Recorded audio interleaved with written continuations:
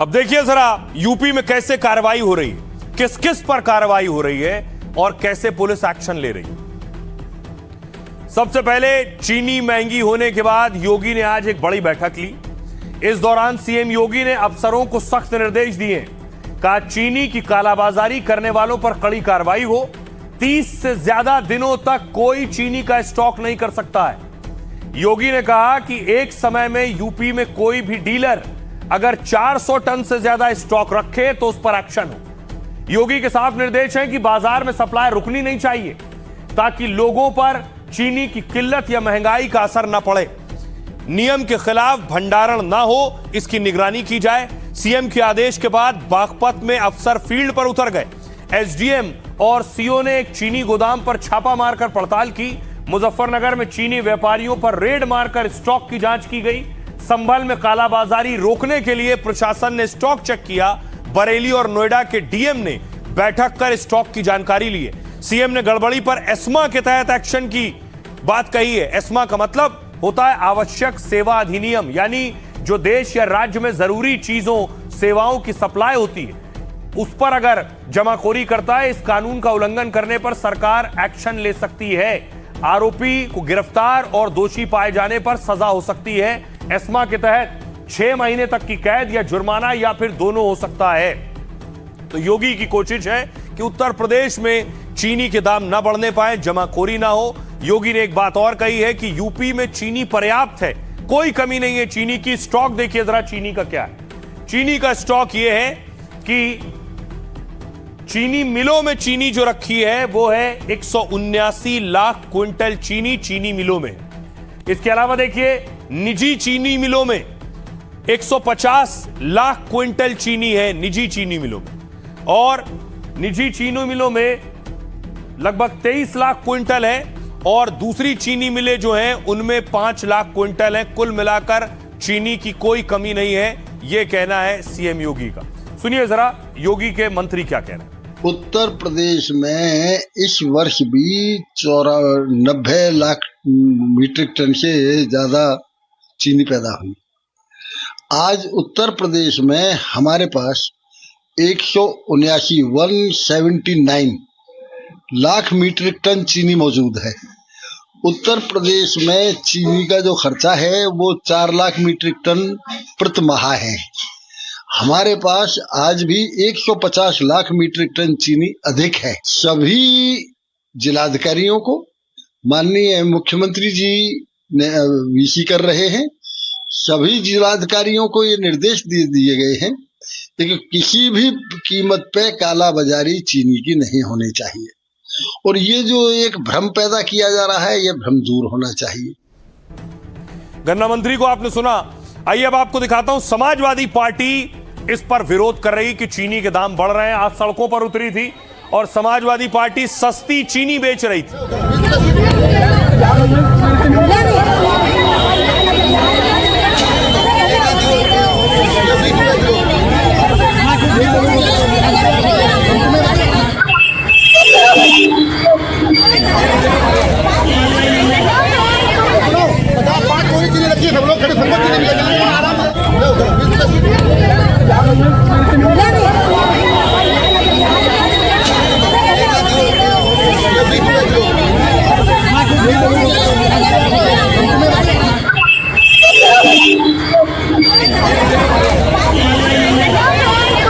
आइए अब आपको बताऊं इस पर सियासत हो रही है। सियासतदान चीनी के बढ़ते दामों पर सवाल खड़े कर रहे हैं।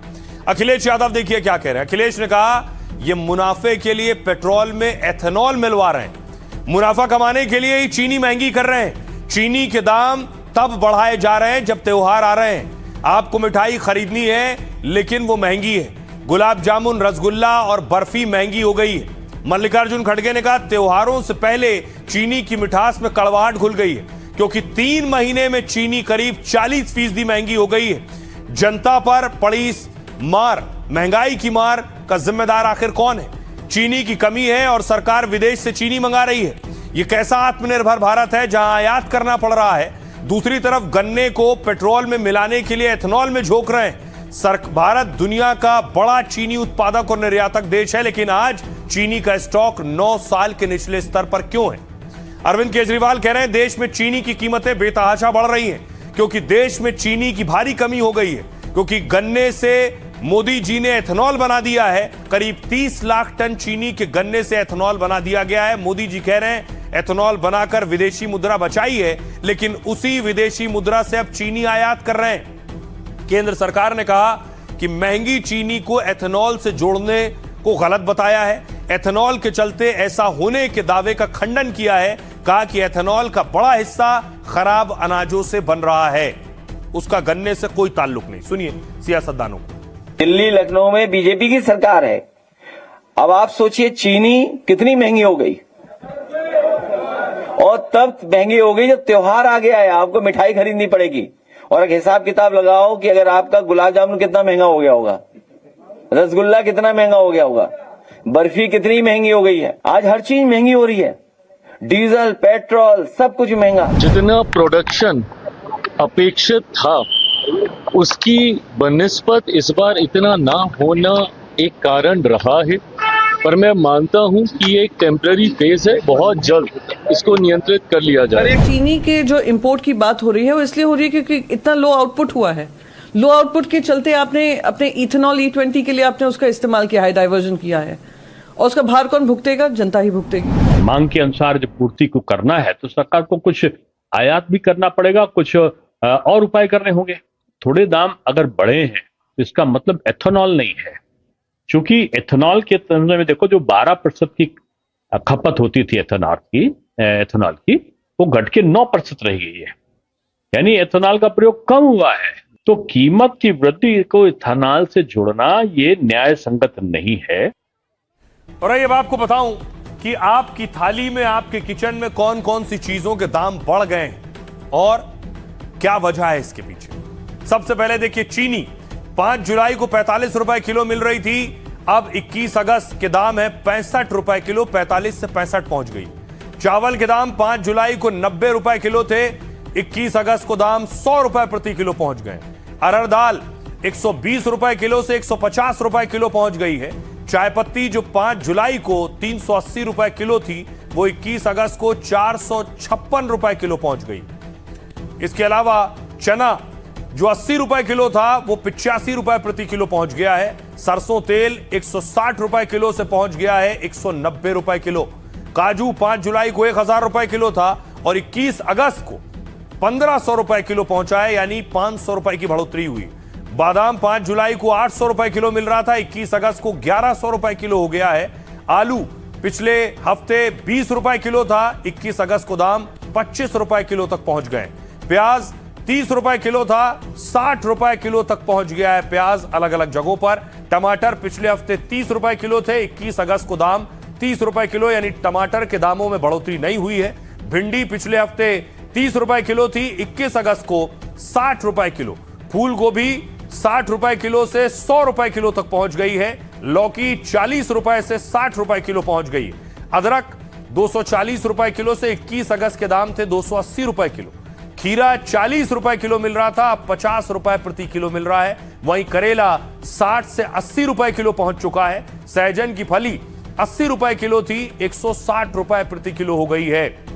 ये दाम बढ़ रहे हैं। गौतम बुद्ध नगर के दाम मैं आपको बता रहा था, आप सुनिए जरा आम लोग क्या कह रहे हैं इस पर। थोड़ी सी महंगाई को कम करें और महंगाई के ऊपर काबू करें, क्योंकि शक्कर के दाम आसमान छू रहा है, नारियल के दाम आसमान छू रहा है। सरकार की पॉलिसी है ये, तो अभी उनके संज्ञान में आ गया है। और चीनी पे सुनने में आ रहा है कि अभी आया तो गवर्नमेंट कर रही है, टैक्स में छूट दे रही है, तो अभी बढ़ने की संभावना मुझे कम लगती है, मुझे तो डाउन होना लगता है। इस बात का ज्ञान था कि इस बार चीनी स्टॉक में कम है और उन्होंने कोई इस पर ध्यान नहीं दिया, जो आज ये तेजी देखने को मिल रही है। जो इससे बन रहा है आपका पेट्रोल में जा रहा है, उससे एथेनॉल बन रहा है, उसमें जा रहा है। दूसरा सरकार ने कोटा कम छोड़ा है।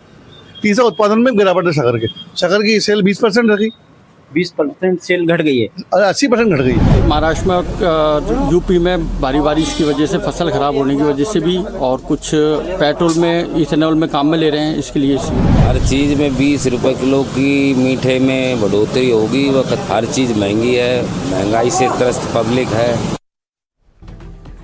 और आइए यूपी से ही एक और बड़ी खबर है। यूपी से जो तस्वीर आई सामने, उससे पहले आपको बताऊं, डीजे को लेकर कांवड़िया और पुलिस आमने सामने भिड़ गए ये बवाल क्यों हुआ ये आपको बताऊंगा, पहले तस्वीर देखिए जरा। पिछले दिनों तस्वीर आई, सीएम योगी आदित्यनाथ ने खूब कांवड़ियों के लिए इंतजाम किए, उन पर पुष्प वर्षा भी की, हेलीकॉप्टर से भी, और खुद सीएम योगी ने फूलों की बारिश की।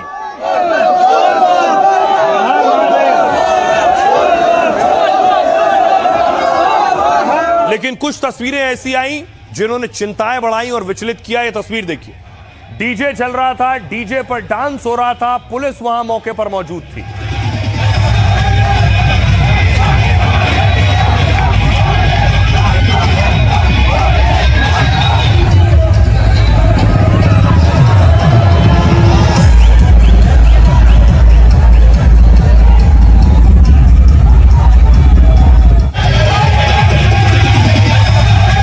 उसके बाद देखिए क्या हुआ, कांवड़िए और डीजे पर पुलिस वाले पहुंच गए तो आमने सामने थे, पुलिस वालों के साथ धक्का मुक्की शुरू हो गई।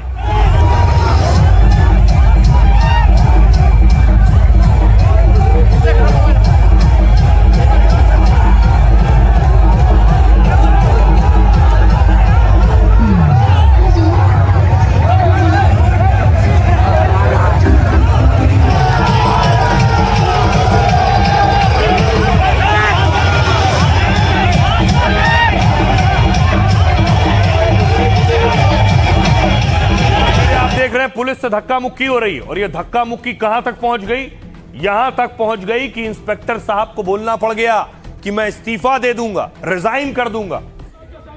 इंस्पेक्टर मौके पर मौजूद है, हाथ में माइक लिए हुए। और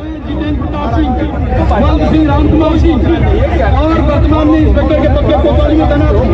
ईश्वर इस बात का साक्षी है, अगर मैंने किसी कांवड़िया के साथ संपर्क किया है तो मैं पूरी हो जाऊं और ईश्वर इसका न्याय करेगा। अगर मैंने हमको मैं रिजाइन करता हूं, मैं रिजाइन करता हूं, मैं रिजाइन करता हूं, मैं रिजाइन करता हूं। मैंने आपसे कहा कि किसी सिपाही ने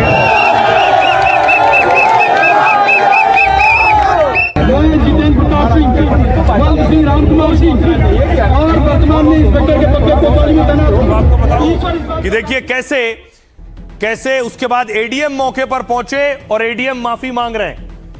एडीएम के आश्वासन पर कांवड़िए माने हैं, एडीएम साहब खुद हाथ जोड़कर खड़े हुए। देखिए सर, ये देखिए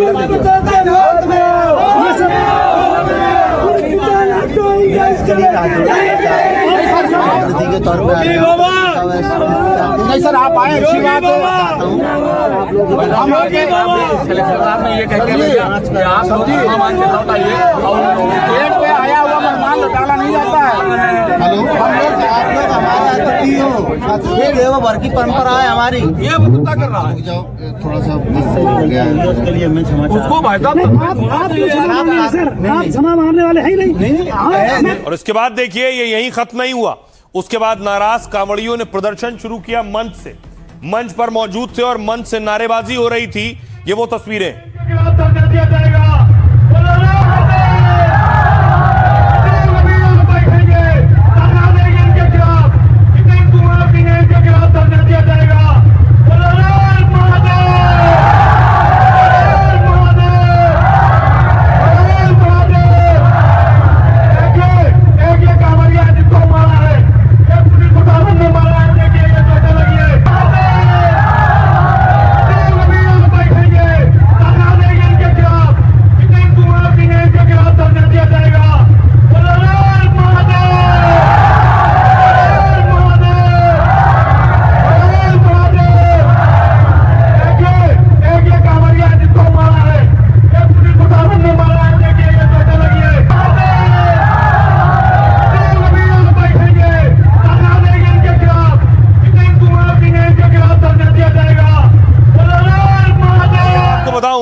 ये पूरा बवाल क्या है, हुआ क्या आखिर? ये तस्वीर आप देख रहे हैं, कन्नौज में कांवड़ यात्रा में डीजे को लेकर विवाद हुआ। पुलिस ने कांवड़ियों को डीजे आगे ले जाने से रोका तो हंगामा शुरू हो गया। कहासुनी इतनी बढ़ गई कि कांवड़िए सड़क पर बैठ गए। कांवड़ियों ने मंच पर कोतवाल के निलंबन की मांग करते हुए कहा कि जब तक कोतवाल निलंबित नहीं होंगे जलाभिषेक नहीं होगा। लगभग 2.5 घंटे तक हंगामा हुआ और झड़प की स्थिति बन गई। पुलिस अधिकारी ने मौके पर पहुंचकर मामला शांत करने की कोशिश की। एडीएम और एसपी ने कांवड़ियों को कार्रवाई का भरोसा दिलाया है। उन्होंने कहा जो भी दोषी होगा उसके खिलाफ एक्शन लिया जाएगा। इस बीच कन्नौज कोतवाल ने भी अपने इस्तीफे का ऐलान कर दिया। उन्होंने कहा अगर मेरी गलती है तो मेरा सिर और आपका जूता बराबर है। मैं भी सनातनी हूं, मैंने किसी कांवड़िए का अपमान नहीं किया है। दरअसल यूपी में कांवड़ यात्रा में डीजे बजाने को लेकर नियम है। डीजे की ऊंचाई अधिकतम 12 फीट, आवाज 75 डेसिबल से ऊपर ना हो। दावा है कि इन्हीं मानकों के आधार पर पुलिस ने यात्रा को रोका, लेकिन बाद में बातचीत के बाद कांवड़ यात्रा रवाना कर दी गई। सुनिए क्या कुछ कह रहे हैं इंडिया। अनाउंसमेंट कर रहा हूं, शपथ के साथ अनाउंसमेंट कर रहा हूं, अगर मैंने कोई गलती की है तो मेरा सर और आपका जूता बराबर। मैं रिजाइन कर रहा हूं। मैं पूरे समाज के साथ कह रहा हूं, अगर इनकी ये है कि मैंने, अगर ईश्वर साक्षी है, मैंने किसी कांवड़िए का अपमान किया है तो ईश्वर इसका न्याय करेगा। और आप कहते हैं मैं अभी रिजाइन करता हूं इतने समाज के सामने, मैंने कुछ भी गलत नहीं किया। और लालू जो है कांवड़ लेके आए थे हरदोई से, तो क्योंकि संख्या ज़्यादा थी और जो डीजे वगैरह के और झंडा वगैरह वो ऊंचे थे, तो धक्का मुक्की में कुछ बात हो गई। संदर्भ में फिर बातचीत की है, सब लोग जो है मान गए और जिस व्यक्ति की गलती है उसकी जांच करवा के जो भी दोषी होगा उसको गिरफ्तार। अब आइए देखिए, खबरों में आगे बढ़ूं उससे पहले एक और तस्वीर आपको दिखाता हूं कि कैसे यूपी में ही देखिए, यूपी में अखिलेश ने योगी आदित्यनाथ पर हमला किया और इस हमले का जवाब सीएम योगी ने भी अखिलेश यादव को दिया है। अखिलेश यादव दरअसल बोल रहे थे, उससे पहले योगी आदित्यनाथ ने अखिलेश पर क्या कुछ कहा और खासतौर से पीडीए को लेकर आजकल बवाल चल रहा है। देखिए जरा। सीएम योगी ने कहा कि गिरगिट की तरह रंग बदलने वाले लोग कैसी परिभाषा करते हैं। पी की परिभाषा पहले पिछड़े से, फिर पी की परिभाषा पंडित से, और आप देखना एक दिन वो पी की परिभाषा पाकिस्तान कर देंगे। कल्याण सिंह के निधन पर सपा के मुखिया ने श्रद्धांजलि नहीं दी। उन्होंने जो किया वो जाति अपमान है, हर हिंदू का अपमान है। ये लोग वैसे गिद्ध हैं कि जिस पेड़ पर चढ़ेंगे उसी को सुखा डालेंगे। अखिलेश यादव ने जवाब दिया, अगर पी से पाकिस्तान हो गया तो बीजेपी मतलब भाग जाओ पाकिस्तान। पीडीए से घबराए हैं इसलिए इसकी परिभाषा बदल रहे हैं। जितनी इनकी पीड़ा बढ़ेगी उतना पीडीए आगे बढ़ेगा। पीडीए का मतलब यह भी है कि प्रेम, दया और अपनापन। समाजवादी जितना प्रेम, दया और अपनापन से लोगों को जोड़ेंगे, पार्टी उतनी ही मजबूत होगी, भविष्य में ऐतिहासिक सरकार बनाएगी।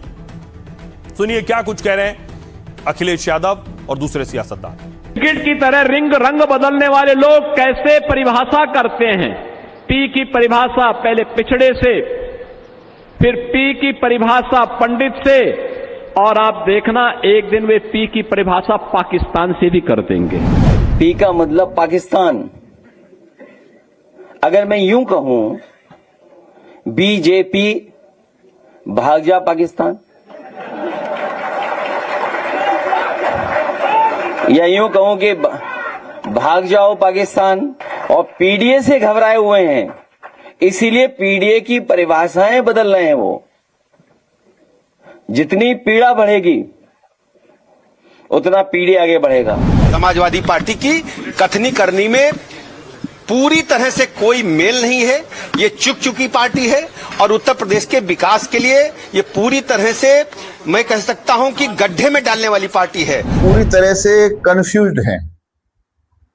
कहीं किसी मंच पर पीडीए का कुछ अर्थ करते हैं, या पंडित सामने दिखाई दे जाता है तो पी का अर्थ पंडित कर लेते हैं, और कोई पत्रकार पंडित सामने आता है, पूछ रहे अपना नाम बताओ, अरे नाम बताओ अपना क्या है, उसे बेइज्जत करते हैं। अच्छा मिश्रा हो तो उसे बेइज्जत करते हैं।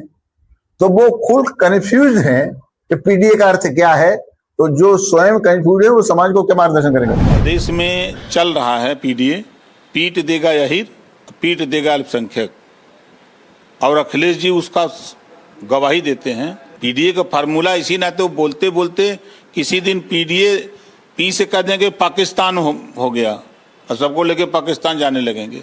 अब देखिए उत्तर प्रदेश में 27 में चुनाव है। अब 27 में चुनाव है इसलिए हर तरह के साम दाम दंड भेद सब आपको देखने को मिलेंगे और सब एक दूसरे पर किसी न किसी वजह से किसी न किसी बहाने अटैक करेंगे। अब एक और नया हमला हुआ।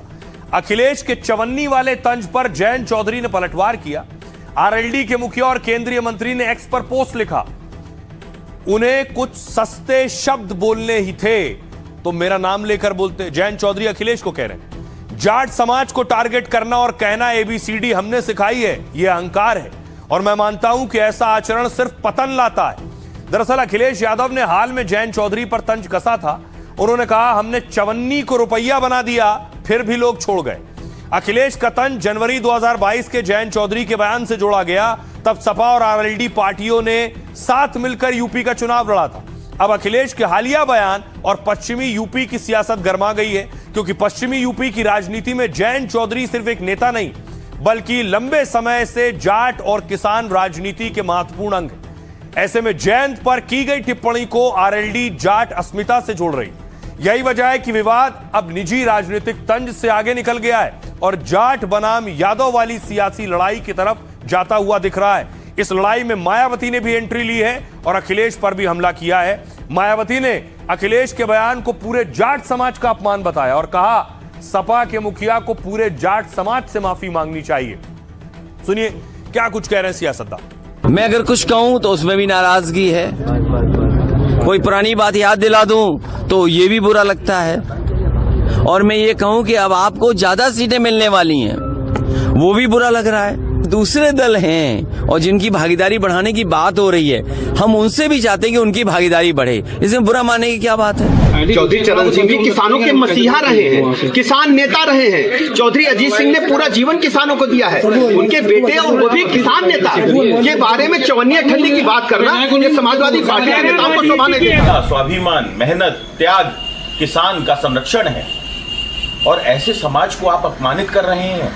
चौधरी चरण सिंह जी ने मुलायम सिंह जी को नेताजी बनाने का काम किया और आज आप पूरे समाज को कटघरे में खड़ा कर रहे हैं। यह अत्यंत दुर्भाग्यपूर्ण और दोषपूर्ण मानसिकता को दर्शाता है। जयंत जी, आप हमारे नेता चौधरी चरण सिंह जी के पोते हैं। आपको हल्के शब्दों का इस्तेमाल नहीं करना चाहिए था जैसा आपने कहा, क्योंकि वही हल्के शब्द अगर आपने उस समय नहीं इस्तेमाल किए होते तो लोग चवन्नी अठन्नी रुपया नहीं करते। अखिलेश जी के बयान का जो तात्पर्य निकलता है, उन्होंने जयंत जी पर जो टिप्पणी की कि चवन्नी उनको बताया और उनको रुपया ये बनाया, शायद अखिलेश जी को ये नहीं पता कि चौधरी चरण सिंह जी ने ही माननीय मुलायम सिंह जी को नेता बनाया। ये उनको इतिहास पढ़ना चाहिए बोलने से पहले, लेकिन वो मानसिक संतुलन खो बैठे हैं। आइए खबरों में आगे बढ़ते हैं। आज की एक और बड़ी खबर है, आपको लिए चलता हूं महाराष्ट्र। महाराष्ट्र में एक शख्स की सबसे ज्यादा चर्चा है और अब तो देश में मैकडॉनल्ड्स पर सिंघम का एक्शन, यानी एक्शन की जो तस्वीरें आई हैं वो देखिए। पहली तस्वीर मुंबई के मलाड में देखिए, होटल पर छापेमारी हुई है, FDA विभाग ने छापेमारी की।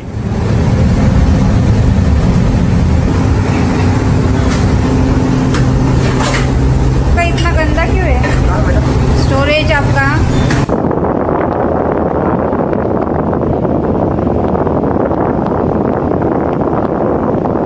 होटल में जो गंदगी थी उसके खिलाफ ये छापेमारी हुई। अगली तस्वीर देखिए, ये तस्वीर आप देख रहे हैं रेडियो क्लब की, जहां एक्शन हुआ है। देखिए जरा, कॉकरोच मिले हैं वहां।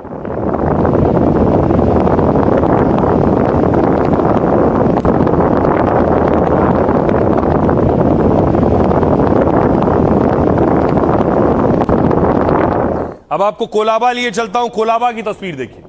कोलाबा में बताया गया कि मैकडॉनल्ड्स पर रेड हुई FDA की,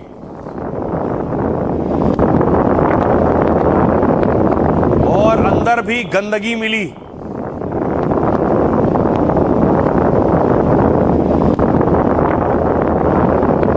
तो आइए आपको बताऊं कि इस बार तुकाराम का डंडा कहां कहां चला, किन किन होटल रेस्टोरेंट पर चला है। मुंबई के कोलाबा वाले मैकडॉनल्ड्स स्टोर पर एक्शन हुआ। FDA ने इस मैकडॉनल्ड्स स्टोर का लाइसेंस सस्पेंड कर दिया है, क्योंकि यह स्टोर 20 में से 18 सेफ्टी पॉइंट्स में फेल हो गया। दावा है यहां बिना बताए एनालॉग चीज का इस्तेमाल हो रहा था। इस स्टोर में कॉकरोच मिले और गंदे जूते पहनने का भी आरोप है। सफाई वाले गंदे कपड़ों को छूने के बाद बिना हाथ धोए काम हो रहा था। इसके अलावा बॉम्बे प्रेसिडेंसी रेडियो क्लब, 98 साल पुराने ऐतिहासिक क्लब का लाइसेंस सस्पेंड कर दिया गया। FDA कमिश्नर तुकाराम मुड़े ने निरीक्षण के बाद यह कार्रवाई की है, क्योंकि यहां सेफ्टी और सफाई के नियमों का उल्लंघन हुआ है। किचन एरिया में मक्खियां, मरा हुआ कॉकरोच मिला है। खार जिमखाना, एफडीए ने इसका फूड रजिस्ट्रेशन सर्टिफिकेट सस्पेंड कर दिया। आरोप है कि यहां सफाई नहीं थी और नियम तोड़े जा रहे थे। फ्रोजन फूड को गलत तरीके से पिघलाने का भी आरोप है। साथ ही दावा है कि जिम खाना में भंडारण की व्यवस्था खराब थी। नोवारा रेस्टोरेंट तुकाराम के एफडीए ने इस रेस्टोरेंट का लाइसेंस सस्पेंड कर दिया है। 13 अगस्त को रेस्टोरेंट में सुधार के लिए चेतावनी दी गई थी, लेकिन 25 गंभीर कमियों में से 14 में ठीक से सुधार नहीं हुआ। एक और रेस्टोरेंट है स्टेटस, इस रेस्टोरेंट का लाइसेंस भी एफडीए ने सस्पेंड कर दिया है। कर्मचारी साफ बर्तनों के ऊपर चेहरा धोते हुए दिखे और बिना सुरक्षा उपकरणों के काम करते हुए भी मिले हैं, जिसके बाद यह कार्रवाई हुई है। हमारी सहयोगी सुजाता की रिपोर्ट देखिए मुंबई से। हम रेडियो क्लब के बाहर मौजूद हैं और आपको बता दें कि एफडीए के अधिकारियों द्वारा यहां पर इंस्पेक्शन की गई और इंस्पेक्शन में ऐसे कई मानक जिन पर इन्हें खरा उतरना था उन पर ये खरे नहीं उतरे और जिसके चलते स्वच्छता मानकों को कड़ाई से पालन ना करने के लिए इनके फूड बिजनेस लाइसेंस को सस्पेंड कर दिया गया।